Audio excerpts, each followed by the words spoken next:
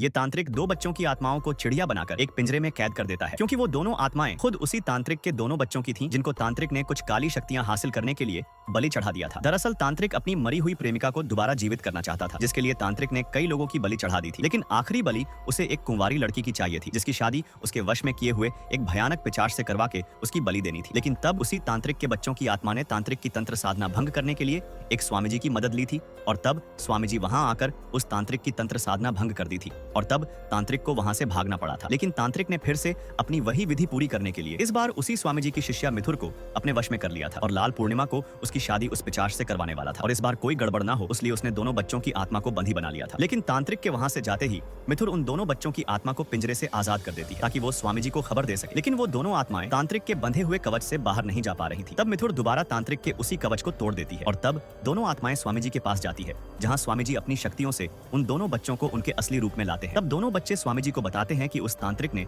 मिथुर को कहां पर रखा है। उसके बाद स्वामी जी उन दोनों बच्चों के पीछे पीछे मिथुर को बचाने चले जाते हैं, और वहां तांत्रिक लाल चांद निकलते ही मिथुर की शादी उस पिशाच से करवाने वाला था। लेकिन स्वामी जी सही समय पर वहां पहुंच जाते हैं और उस तांत्रिक की तंत्र साधना विफल कर देते हैं। जब तांत्रिक की साधना विफल हो जाती है, तब तांत्रिक उस पिशाच को मिथुर को खत्म करने का आदेश देता है। लेकिन तभी वहां उस तांत्रिक की मरी हुई प्रेमिका की आत्मा प्रकट हो जाती है, जो उस पिशाच को अपनी शक्तियों से वही भस्म कर देती है, और तांत्रिक से कहती है कि मुझे जिंदा करने के लिए तुमने कितने मासूम लोगों की जान ले ली, मुझे ऐसी जिंदगी कभी नहीं चाहिए थी। और इतना बोल के वो एक ही बार में तांत्रिक की जीभ काट देती है, जिससे तांत्रिक की सारी काली शक्तियां कमजोर पड़ जाती हैं, और तांत्रिक की वही तड़प तड़प के मौत हो जाती है।